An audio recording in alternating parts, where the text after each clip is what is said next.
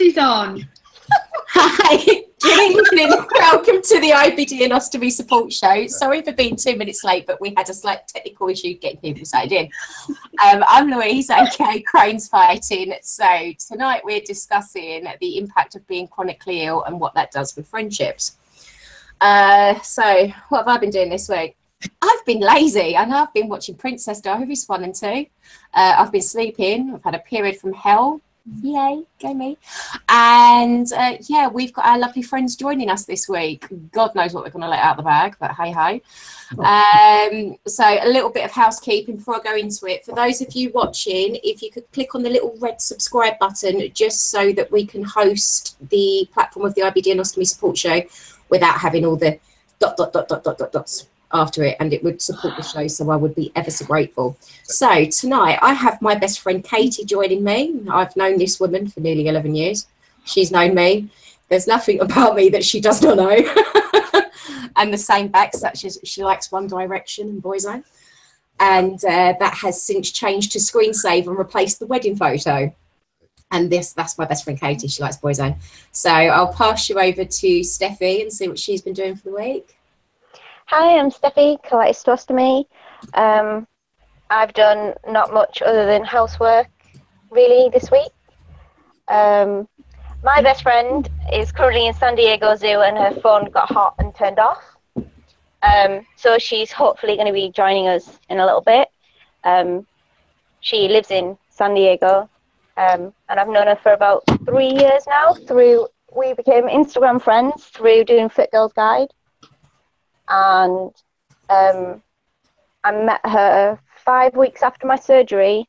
She was over here doing, because she's training to be a counsellor, like psychiatric counsellor, and she came over for a school trip to like Sweden or Finland or something, and like looked at all the mental hospitals and mental prisons and stuff over there, which was pretty interesting. And she did like a tour of a few countries in Europe, and then came to England to get a tattoo, because she won a tattoo competition while she was still in San Diego over here, so it kind of worked quite well with her timings.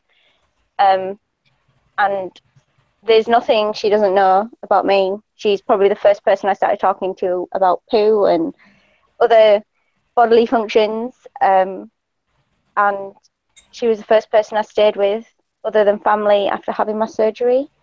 And I just absolutely adore the woman.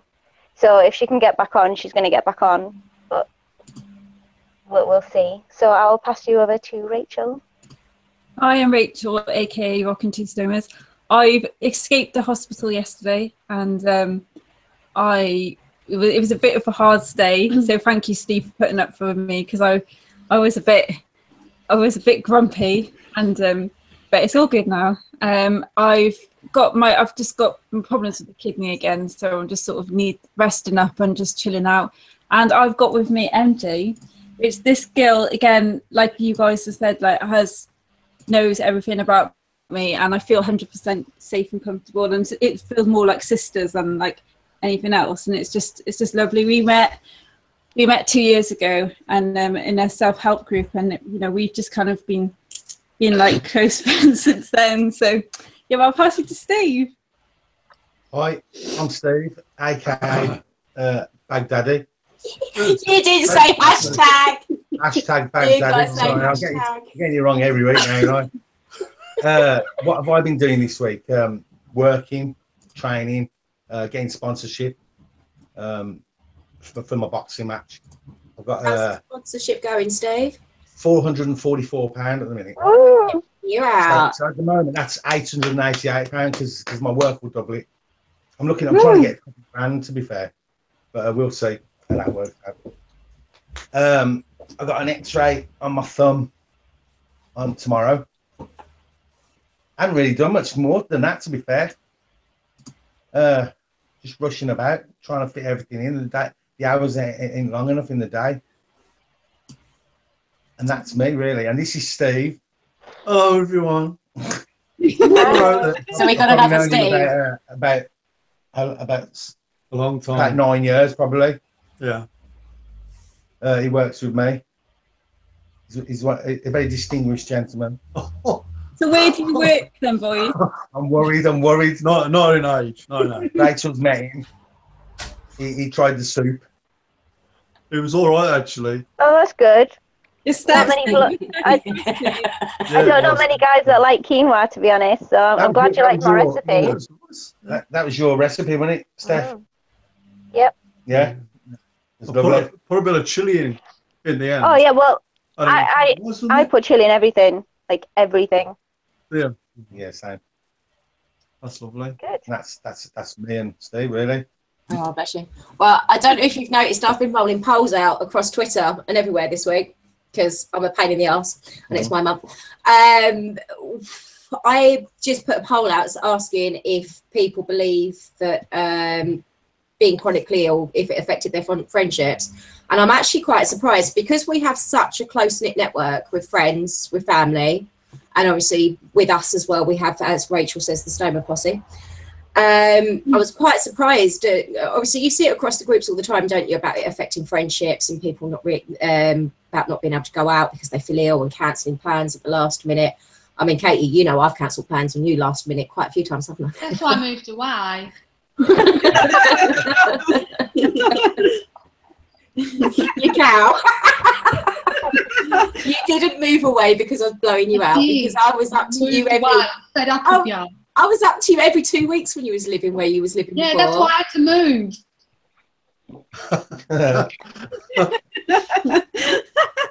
Do you want to try that one with me? I'm really quite lucky because I think all my friends have only ever known me being sick. So like my school friends, they used to come visit me in hospital. Like I couldn't have just one of like my best friends from like town because I didn't want to like pit them against each other. And like Jackie, who is basically my sister, is in Spain and has just got engaged, so she wouldn't have been able to do it. And all my other friends, they're all, hi Stacey, this is my best friend Stacey. So like my other friends, they would kick off at people if they made issues about me being sick, and I never used to cancel because alcohol. I wasn't going to cancel on alcohol, but and like Stacey was, I was worried that I was. Sounds like me. I was going to miss out on seeing Stacey when she came to the UK because it was 5 weeks out of surgery, but I made it. We had a sleepover, and I taught her how to use an English kettle. Yeah, well, dancing on tables, gay coyotes, and any vodka-induced shenanigans for me are off limits this evening. Well, I think Steve and Steve are going to do a dance, aren't you? No problem. Go. But yeah, with regards to the polls, I had over 100 people respond, and do you know what? 90% said yes, that it does affect their friendships, or that they have lost friends over the years. Out of 100 people, over 90% said that it affected their friendships. See, that's bad. That just shows people don't really care about people if they're going to let that affect it, in my opinion. I was just saying, like, back when I lived in Bristol, when I was with an ex-partner at the time, and I was in Bristol, and I lost a lot of friends, and because it was kind of the Mediterranean Greek community, and I lost a lot of friends. It was only when I moved to Bournemouth and I really kind of sort of met this one, and then kind of sort of made other friends. Did I really meet like proper friends for life? I've got friends from Bristol like Tracy, but I've had other ones that it's been a bit difficult. Is that your dog, Katie? That's Sunday having a good old park. But I have noticed that it has affected friendships, and it has more that people don't really know what to say. But now, like the last 2 years, my life has just changed for the better anyway. And it's kind of the last 2 years, and now it doesn't. Now I've got enough a friendship community where I don't really need any more friends, and everybody I've got is safe. But it's affected mine in the past. Stace, look at your screen. There's a doggy. Oh, hi, Bobby. Say hi to Sunday. She was originally what was she going to call? Was it Princess? And Simon said no way. Dolly. And her husband said, not a hope in hell. None of it.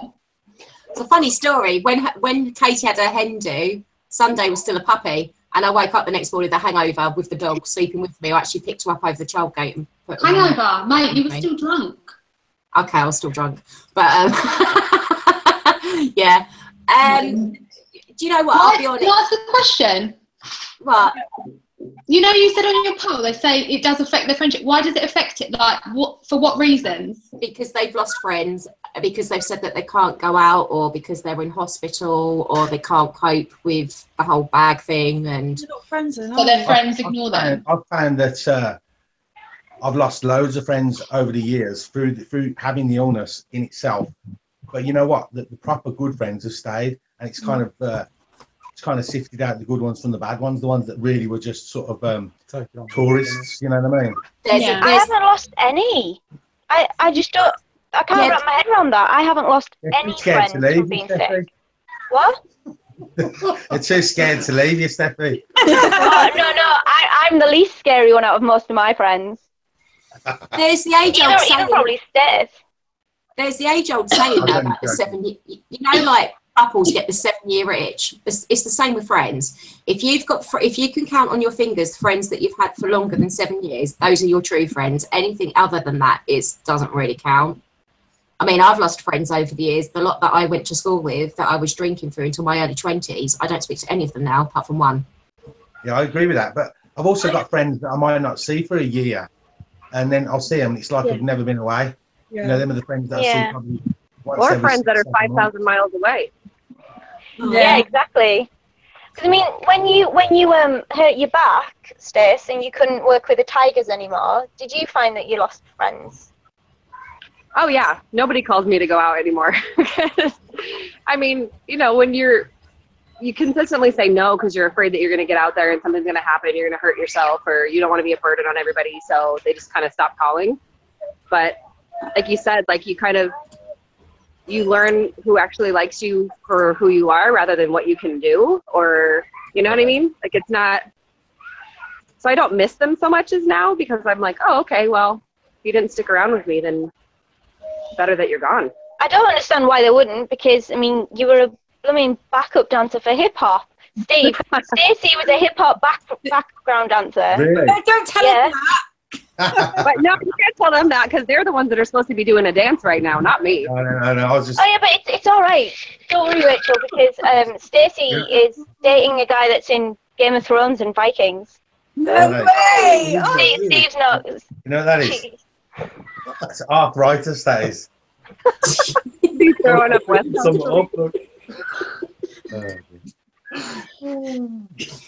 Oh dear lordy. But My no, phone's getting hot again, and it's going to turn off. I don't know why it does that, but my phone likes to take a I rest. want to know who you're dating, Stacey. Go on. Oh, I think my phone's going to cut out. Oh no.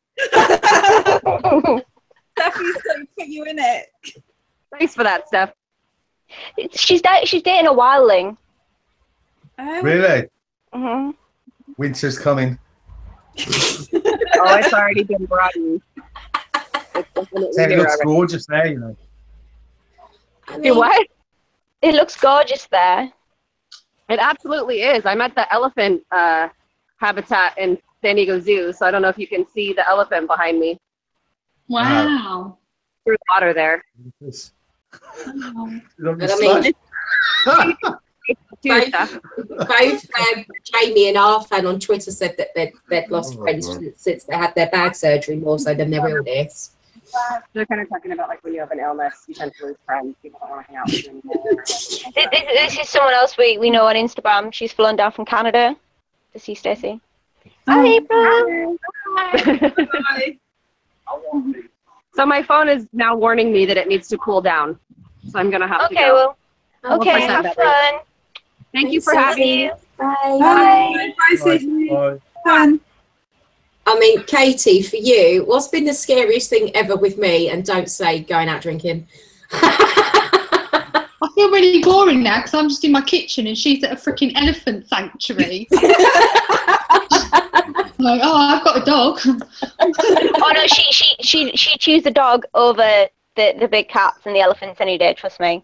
Oh, that's all right then.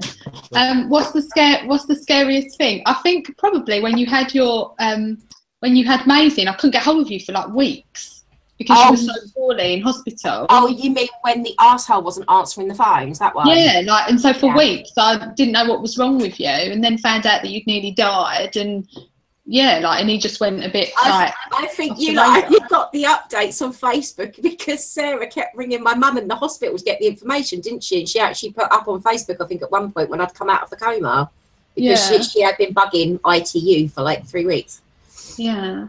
But yeah, because I remember when you come to see me when I had Maisie and I was still on stupid things, because that's when you met Simon. Yeah, I think. Do you know what I think it is as well? I think people don't realise, because you don't seem ill and you don't look ill. Yeah. Like, it's hard to really realise that you are ill. Does that make sense? Yeah. Well, you've seen me in hospital enough times, haven't you? Yeah. So. But I just think you're normal. Like, I just, some days you just have a hard day. Like, but it's not like that, is it? Sometimes it's really, really serious, and people can't comprehend that because they don't. Your leg is not in plaster, or so it's hard, isn't it? To say, all right, yeah, mate. Like, I totally identify there, because with her, it's like I just completely forget about it until we're up shit creek. Like, I'm dragging her around London, like going to see Machine Gun Kelly. Like, come on, Rachel, let's go. Like, barging around. I turn around and she's like flaking out on me, and I feel really guilty. But it's because it's like she said, like, because it's not in plaster and it's not out all the time, I just forget. It's like it's not happening until it's really bad. Yeah. Sometimes that's a good thing though, because you don't feel like a charity case then. Well, Steffi wrote a post today about when for 4 days I went offline,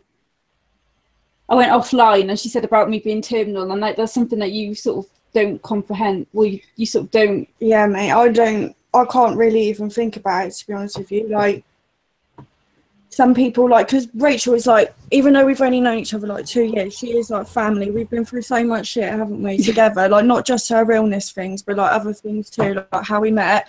And I can't imagine her not being around. And even though she's told me from the beginning, like, look, I've got this illness and I might not be around forever, it hasn't quite gone in. And sometimes, like, Ben, like my partner, and that, it would be like, do you ever think about this, what it's going to be like? And it's like it's not real. I can't really even think about it like that.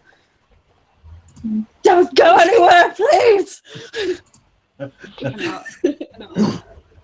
I do think it's hard, and like Louise put on Twitter today that she tries not to think about it, and like. I think I'm so much in denial around it. Well, I am and I'm not. I just kind of live for each moment. It's only when I'm in hospital do I actually think like saying about with Steve and me with distance, and do I actually really realise actually how can I sort of do things? It's only when I'm in hospital do I really, am I faced with actually, yeah, I am poorly. Like I act well a lot of the time, more well than I probably am. But I like what I have now. I just get on with it. And I think it's just, but because I'm in denial, sometimes it's hard for my friends, because it's you guys that pull me up and go, you need to stop.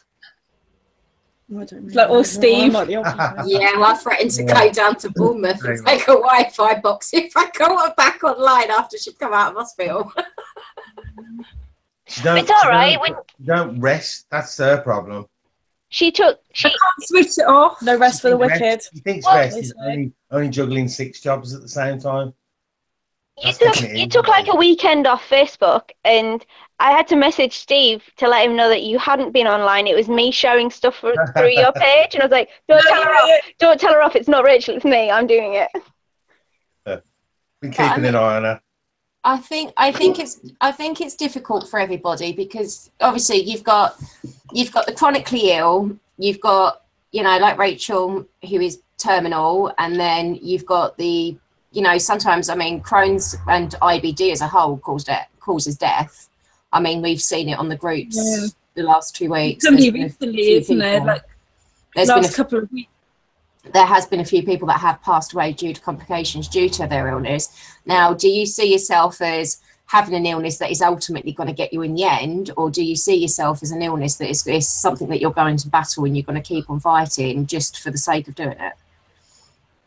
Well, I'm not. I've been sick from the age of 10, and then like really sick from the age of 12, I had no other choice. You know, why should I let it stop me going out and like obviously having my kids and getting married and going away on holiday?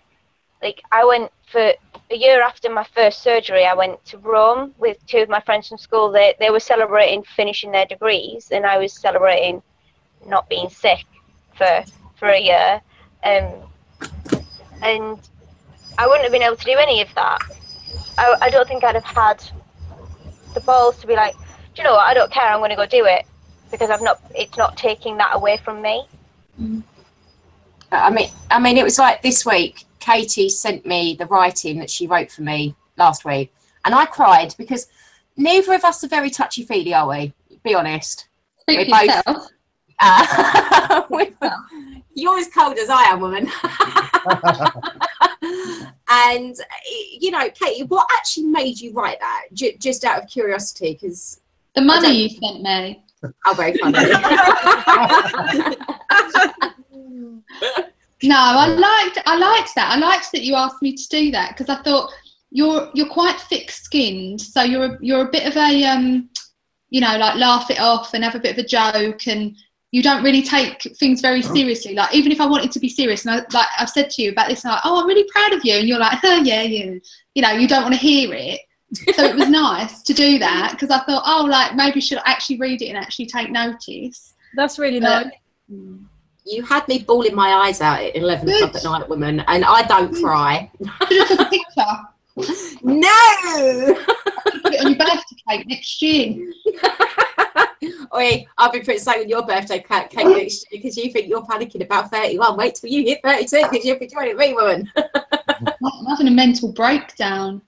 So, Steve, what's it like for you having Steve being sick and like having a bag and having to have time off work? To be honest, it's just him.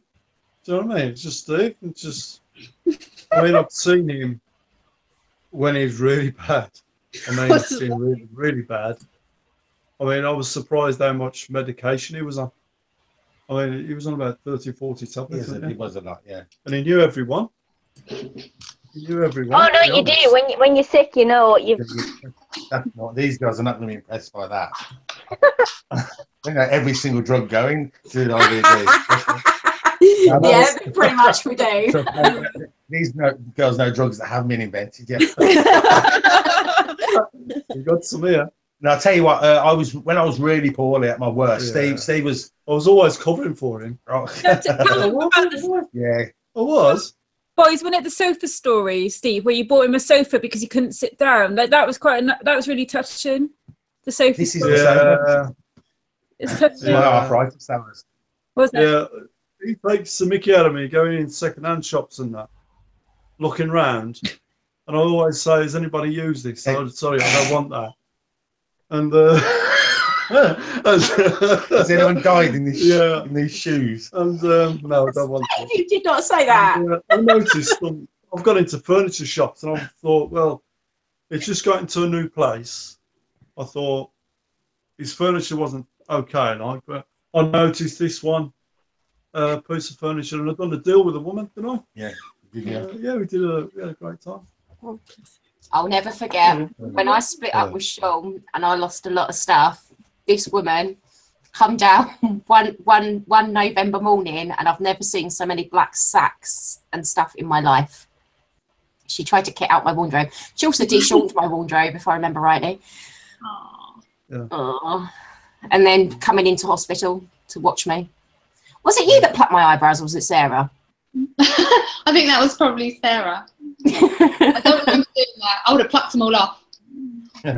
No. I have a question. Can I ask a question? Yeah. Yeah, go for it. So you're asking, like, as friends, like what we think, but like, what do you wish that your friends knew? Like, what do you wish you could kind of reinforce to them, even though you're ill? Like, what do you wish that we knew? But well, it's just cancelling things. If we're cancelling, we're not doing it because, you know, we don't want to do it. We're doing it because we feel like shit and we're curled up in bed dying. Pretty much is the answer for that one. None of us wanted to be sick. and we don't want it to be stopping our lives. And like when we say we're sick, we're not like normal person sick, like it, because we all have autoimmune disease. It kicks us all proper down.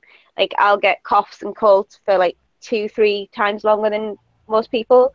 Although since having my bag, that's actually shortened, which is pretty awesome.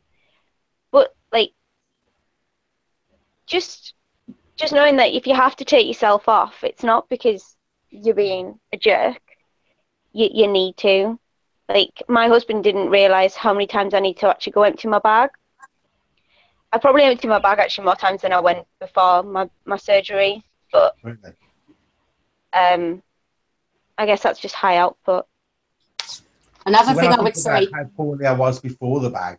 Well, I don't know about you girls, but my bag has given me back a life so much better than it was before, and I've embraced it and moved forward. And this is it. There isn't a person that doesn't know I've got a bag.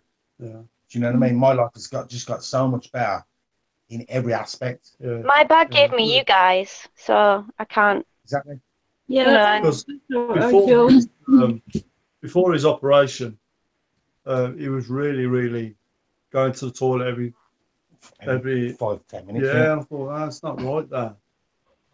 And the one day he came in, he looked grey. He looked really bad. And I went, you need to go to the doctors, mate. You need to go now. And then within, a week or so, you had the operation, didn't you? Yeah. You didn't think for the first, like, few days that he was going to the toilet more often, that he was just going a bit hard on the Vindaloos, did you? Because I know Steve likes his curries. Even with a stoma, he likes his Vindaloo. It's like hardcore. I love my hot curries. Because he couldn't walk very well. It doesn't affect your stoma, though. No. Not at all. Not at all. But it does make you double over in pain a lot, and it does make walking hard, because you don't realise until you have something wrong with your stomach or your intestines or anything, how much just that area when it's in pain affects you when you're walking and moving and sitting down. I still permanently sit down with a slump, and I have to like still crunch my stomach up because it's all psychosomatic now. I've just done it for so long. If I sit up straight, like I'm slumped now. I don't do sitting upright because my brain tells me that I still should be in pain. I'll tell you what my bag has given me back is when I'm at Katie's, because when I go to Katie's, I don't just go for a couple of hours, I go for the whole day. So Simon's sometimes in and out of the house, and what my bag has given me back is not Simon accusing Katie of abusing the bathroom facilities. But Louise, going back to what you said with like going out, like with cancelling, like I can, if I'm not careful, I can cancel things out of anxiety, and sometimes I need to be pushed to do it. So I understand what you're saying about the cancelling. Like I've cancelled a few things, but I try not to do it, because if I used to do it a lot, cancel people, and I try, if I don't force myself to the point of ridiculousness, and if I am poorly, I will cancel or get them to come to me. But I will try and see them in some format, isn't it? It's like I try to still push myself. You're quite lucky that I'm not like lazy. Like all we do is lie in bed and watch films. That's it. We've been out once in 2 years. I need a friend like that. That's true, actually. We don't go out and party. We've done that.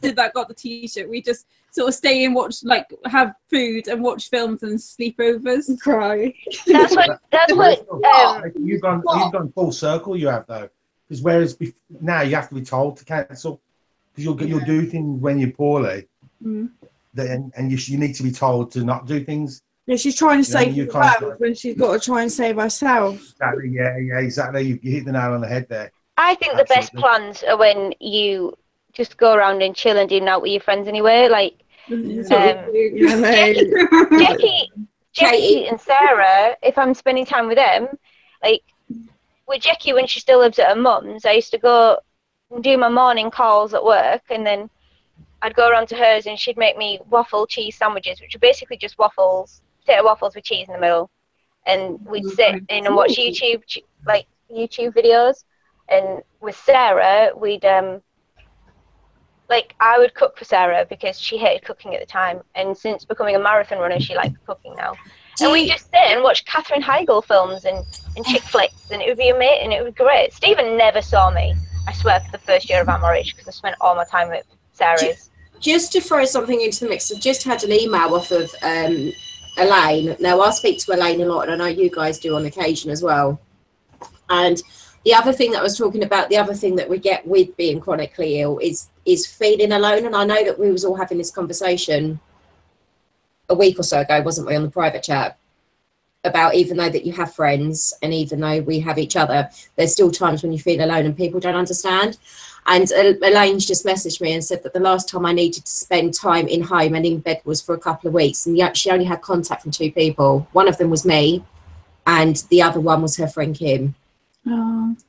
And it's, you know, doing the show like this and having the page and doing what we do, even though we are ill ourselves, I think it's just trying to give some of those people that do feel alone a different outlet and someone that they feel that they can speak with, which all of you do. And it helps with our own alone, like our own, not, I wouldn't say aloneness, but our own, like it, doing the blog for me, like I didn't even know this community existed. When I had my ileostomy, didn't know about it. When I had my urostomy, I didn't know about it. It's only through literally researching blogs and then researching that the groups existed. I didn't even know. Like I didn't even think to look on Facebook for ostomy. So for me, it's given me like a support network, and it's given me like kind of identification, because it's other people that identify the same. Like you use different friends for different things, don't you? It's like Steffi said the other day. And that's what I feel. I don't think the correct term would be used, because then that would make friends in and out of the community more of a pickup commodity than friends. You have different friends that you utilize, talk to you for different things. Yeah, utilize is a good term. I feel like you use me. You know, like I'm not very good with my terminology, as Steve knows. I use the wrong words for different things. Right, so we're going to do a little game, and it's going to be called How Well Do You Know Each Other? So we're going to have... So with Katie, I have known Katie nearly 11 years. We started working together at a well-known bank. When I walked in, she thought I was up my own arse, and I thought, how much makeup? And we're honest about this. No, I swear. We're always honest about this. And then there was the One Direction thing for your 21st birthday, what we had in the training room.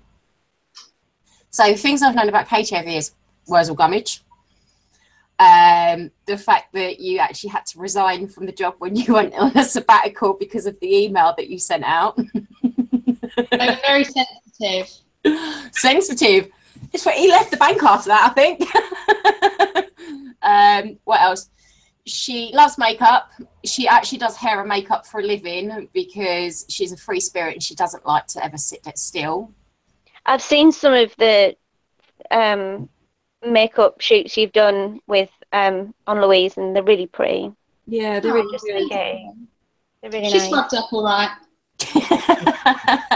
What else? She loves Boyzone. She's actually replaced her screensaver and her wedding photo with the photo of her backstage of the VIP area with Boyzone. She amuses me every week. She sent me a message the other day saying, did I want to see something that made me blush? See, I know you. I know you're a prude. That's why. This is why you're not on next week. I still like you. Oh dear. Well, what's next week? Or sex. Oh, can I come back? I know all about that. Oh, Louise doesn't like talking about that. Look, you're blushing already. She doesn't like talking about it. It's bad enough me asking. Look how red you are. I know, it's bad enough me sort of plucking up the courage and messaging what I messaged the other day to ask you if you could help. You got Aunt Sally cheeks. Aunt Sally cheeks. You're not I'm not joking. I can't help it. It's just in my DNA. It's a bit warm in there, isn't it? Bit warm. I've got the door fan in. Look. You know what? She's so bullshit about everything and so like in your face about everything. You say the word sex to her and she literally crumbles. Yeah.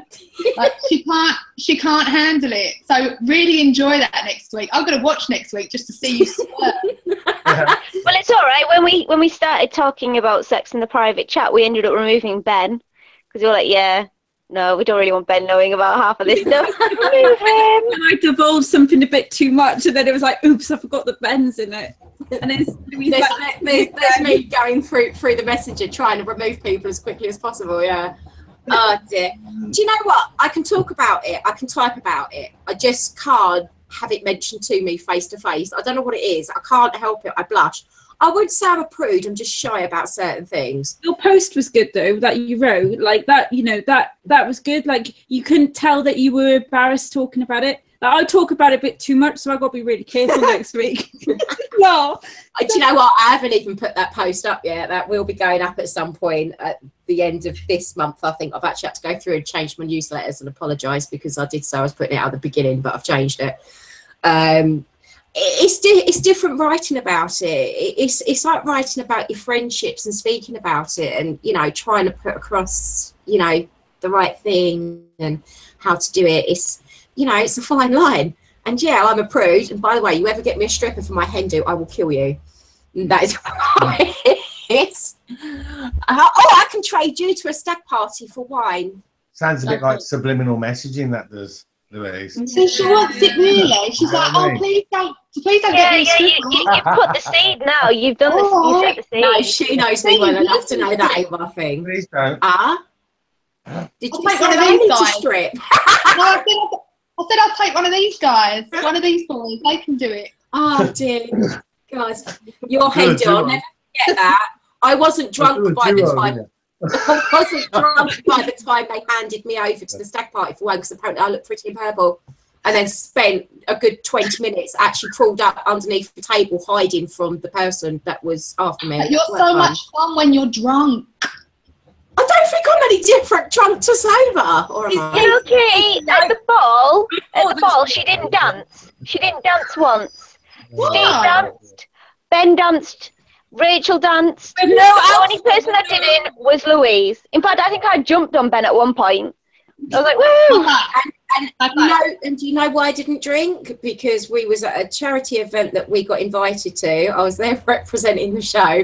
I'm the boss of it, so I couldn't show myself up. And plus, I can never be quite held accountable for what comes out of my mouth once I've hit bottle She can't control herself. That's why she can't control herself.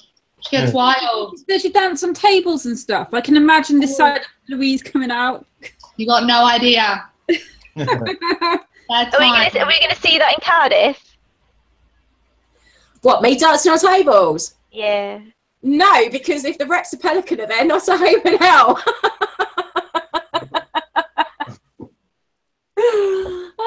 Oh, hell no. Yeah, well, I was dancing with a bloody calendar boy at the ball, and I'm married. Yeah. Me and Katie are going out the first week in December. We have the Pretty Please Christmas party, which will consist of me and her.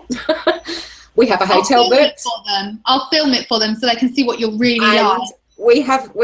She found a bar where I'm allowed to dance on tables and I won't get kicked out of the place for doing it. But I'm not drinking tequila because my body thinks that's poison. I'll be sticking to Sambuca. Sambuca's poison. Tequila's amazing. So, Katie, you like tequila, don't you, love? Tequila. Tequila's the best drink in the world. Us two are purely, so we've known each other sober, thank God, because I don't think we would be friends if we weren't sober. Apart from that time when you was really ill and they gave her like loads of morphine, and like she was like, has anyone ever seen The Exorcist? Yeah.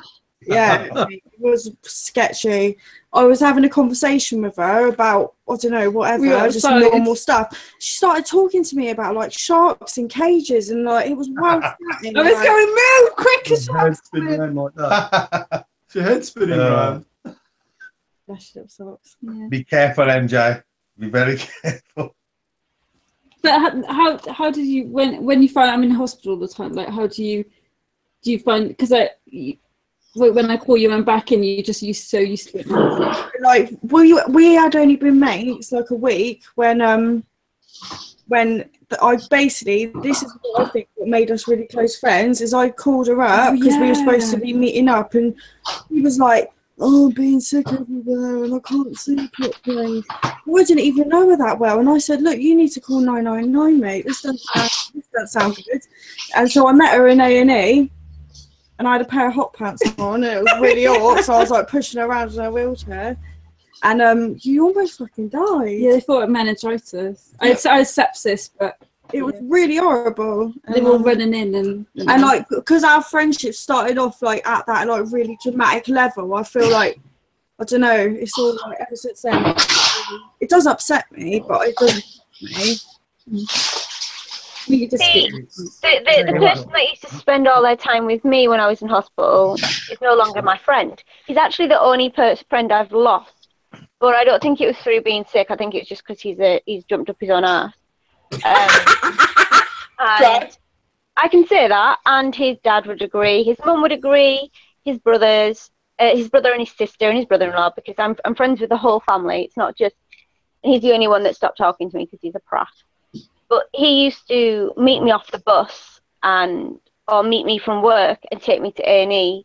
Like, we'd just walk to A&E, and or my mum would drop the both of us off, and like he would sit with us, and my mum would take Lyra Beth, and like he would come see me every single day. The days, like sometimes twice a day, because like visitings was over two separate times, depending on what ward you're on. He would literally just spend all his time with me in the hospital when Stephen couldn't come. And like he helped me when Stephen went back to work after I had Lyra Beth, and I was struggling with the undiagnosed pouchitis and stuff. And it's a shame that I've lost him as a friend, because even though he's an absolute douche, he's my fat boy, and I would be friends with him again in a heartbeat, because he knows too much about me. He's one of them friends that it's the worst thing ever when you've stopped being friends with that person, because they know everything and you can't trust them to not go telling everybody. It's part of the thing that, you know, like Katie says, I'm thick-skinned. There's reasons that I'm thick-skinned. I tend to wear my heart on my sleeve, I think would be true, and I'm very trusting of people. But because people see me with my heart on my sleeve and I'm very trusting, they then take the piss. And I've lost friends, I've lost relationships through this, but half the reason why I'm as thick-skinned as what I am is because, like Katie says, she doesn't see me as a real friend. Nobody treats me with kid gloves. Oh, no, nobody goes, oh, there, you're not well, don't do this, don't do that, don't do that. Do this, do that. Time because of it, do they? Like, nobody said, oh, don't tell Louise that because she'll get upset because she's ill. Like, you never get that. You just, like, you being ill is a second thought, isn't it? Like, it's not. You just get on with it. Like, everyone just thinks you're just normal.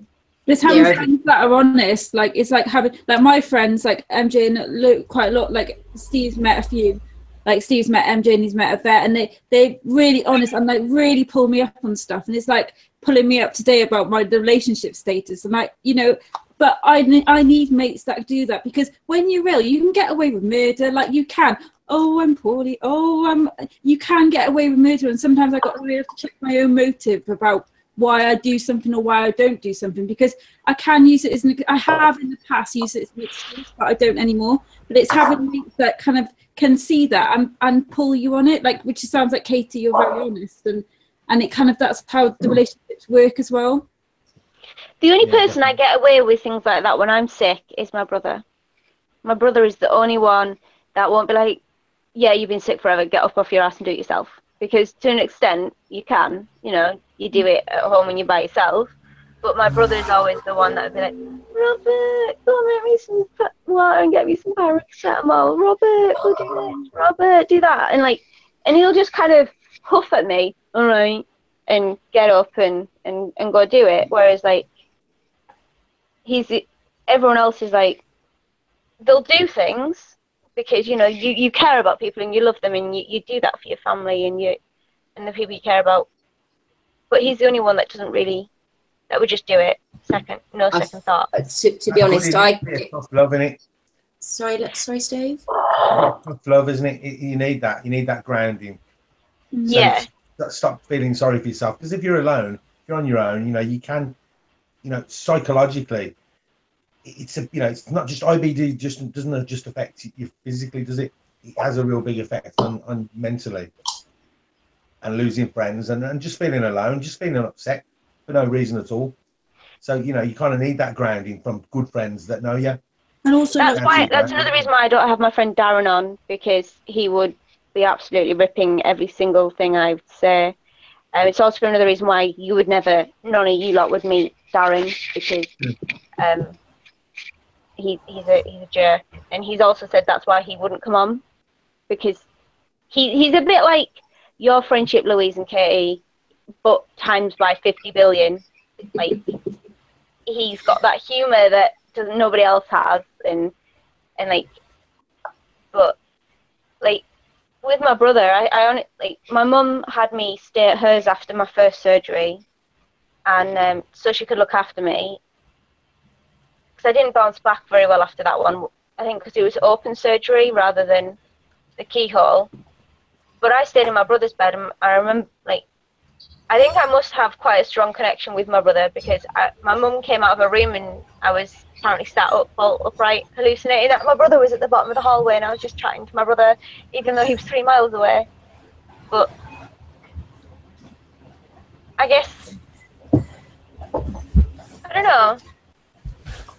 I've only lost that one friend. Well, I think also, just to say about that, like saying about, like, sometimes you are allowed to feel sorry for yourself, and Louise is really crap at feeling sorry for herself, because you'll say to her, "You're right." She'll go, "Yeah, I'm fine," you know, and you think, "No, you're not all right. Like, it isn't okay. You're not all right." But she would never let you know that. It's hard to get. Sometimes you're allowed to ask for help and be feeling shit. It's hard to get the balance though, isn't it? It's like, because, you know, you're trying to, especially like, even though I know Louise lives with Ben, Louise, you're a bit like me. Like, I think you're still quite independent, aren't you? And sort of like Katie's words to Ben before I went into surgery were, "You need to tie her down. Don't let her do anything, because it don't matter how much pain she's in or what she's doing, she'll tell you she's fine. She'll lie for her teeth and tell you she's fine." Yeah, you shouldn't. Yeah, but I think I'm that grounded with my illness. I'm to the point of I need digging up by about 3 foot to sort of get myself. Yeah, but when you've had surgery or you've been particularly ill, you need that time to be looked after and to just recover, because we all just get on with it, and you need to have that time. And me having the stoma surgery the second time round was a walk in the park. Hi, Simon.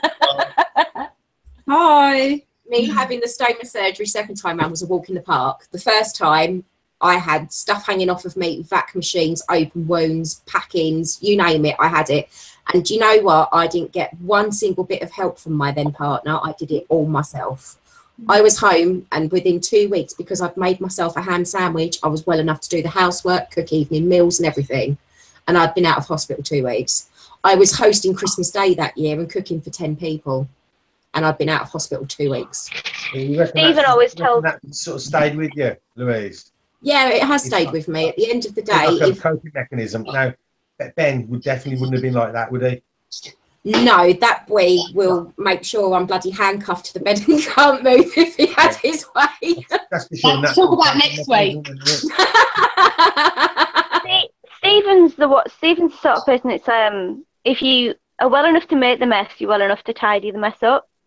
That is very much Stephen, but he's very, very tidy, and I'm really not. How he's managed to stay with me for the last 7 years when I'm such a scruff, and he's like a clean freak, I don't know. But my ex was really good after my first surgery. He literally waited on me hand and foot constantly.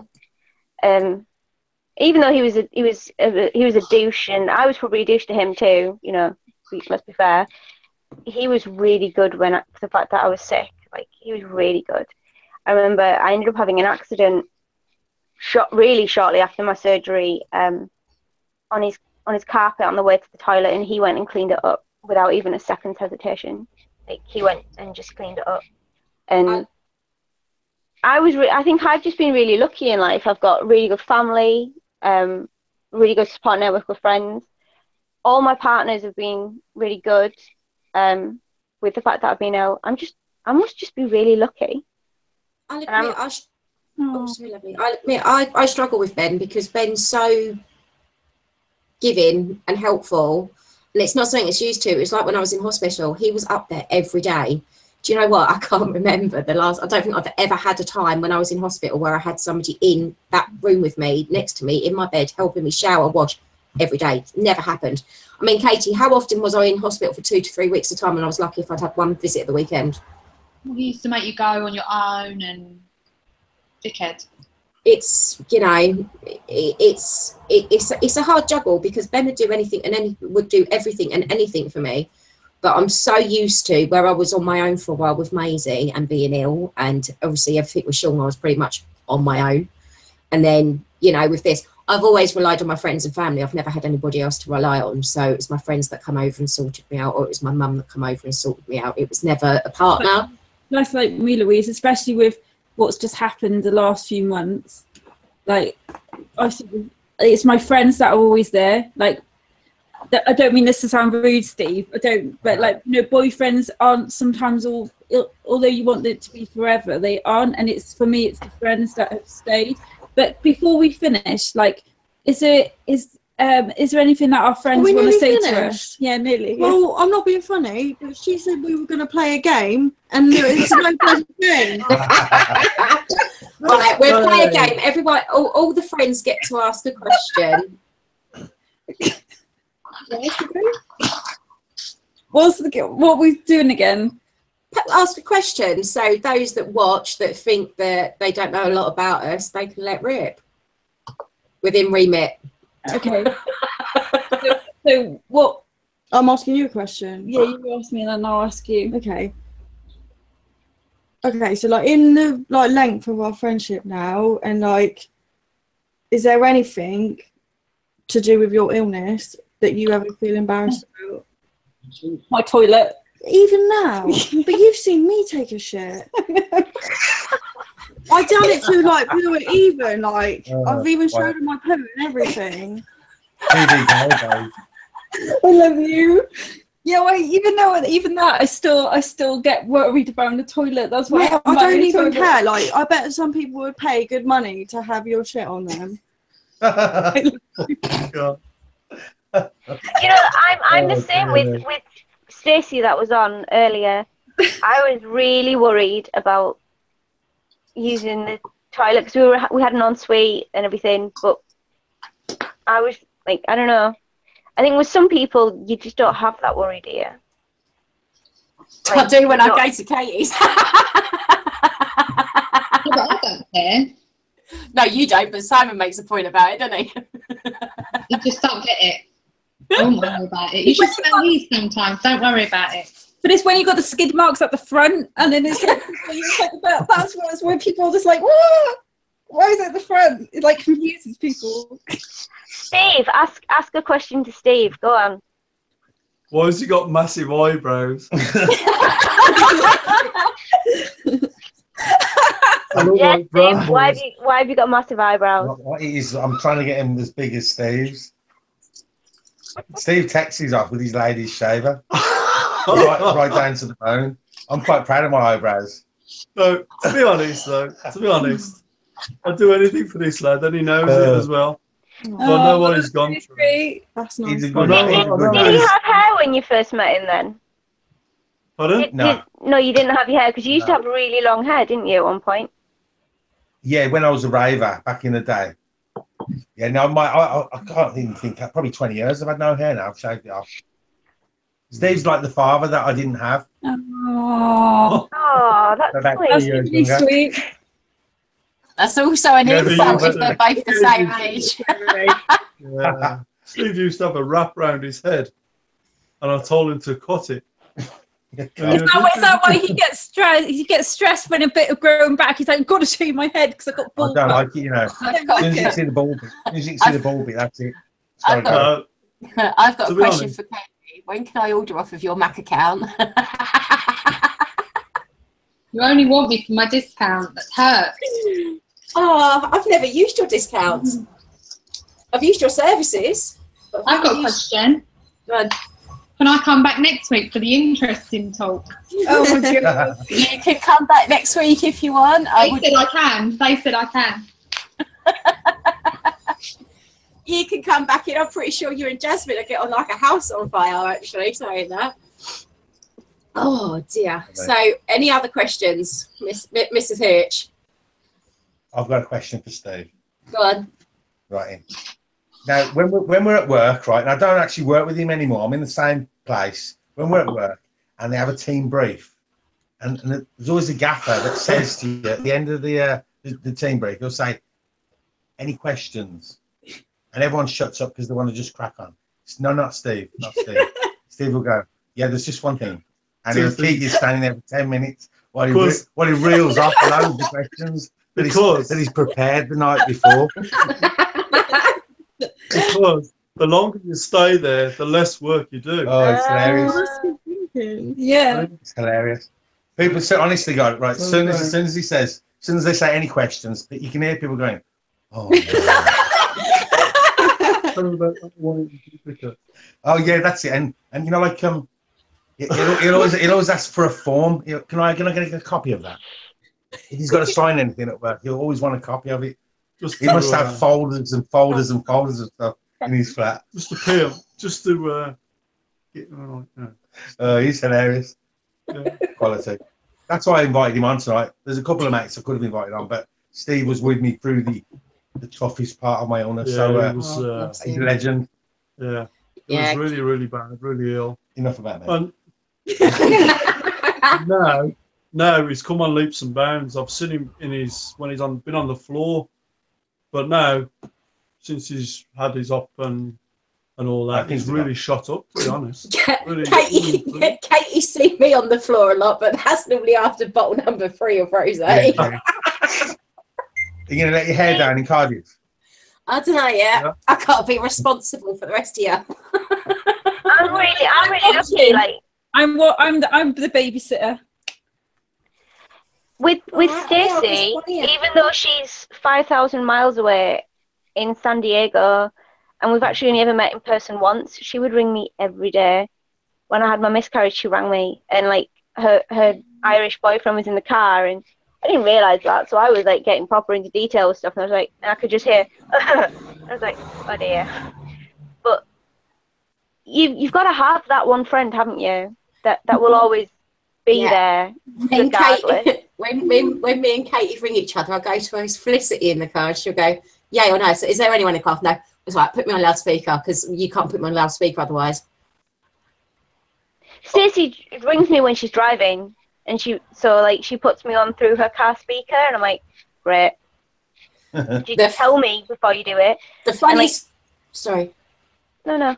The funniest thing Katie ever did, I was getting the train to hers, and I was having a bad moment, and I needed to go to the toilet. So I've gone to the toilet and come out and walked all the way through the train station, all the way out to the platform, like through the waiting room in rush hour, and I've not realised I've tucked my dress into my knickers. Oh, nice. Well, anyway, as I'm standing to get on the train guards turned around and said to me, he said, "Excuse me, love," he said, you do know you've got your knickers tucked, your dress tucked in your knickers." I text her and said, "Oh my God, I'm bloody mortified of all the things I could have done." She stuck it up on Facebook and said, "This is one of the reasons why I love you." Oh, that's hilarious.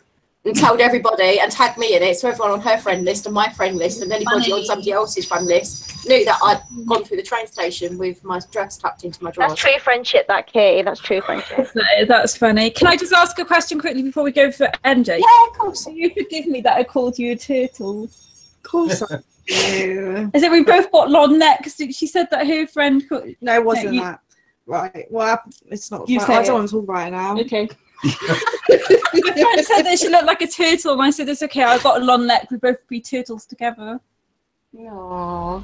Not relevant, but it's lovely. All right, okay, so we're going to wrap up for tonight and say thank you ever so much for joining us, and thank you for our friendly friends joining us. Kate is coming back next week to talk about sex, so there's a possibility she's going to be taking my place. And yeah, we've got Jasmine Stacey on next week to talk about how she come about designing the ostomy lingerie and everything else. By the way, her sets are fantastic. Please take a look. I think she's nearly sold out of the Goliath now, and I know the Ravine's going soon as well, isn't it? The Ravine's got 2 sizes left. I own like 85% of her set. Wow. But then again, what's the point in having a friend that a really close friend that designs lingerie if you ain't going to use it? So yeah, please join us in the rather frank talk that Jasmine will have with me hiding under the table or sticking enough foundation on to try and at least hide what Steve calls my arse. I think Steve's going to make sure that I'm censored that week. I'm not going to say that. have a bleep. Censorship. So we're going to say bye for tonight. Say bye. Bye. Don't touch the screens and we'll see you again next week.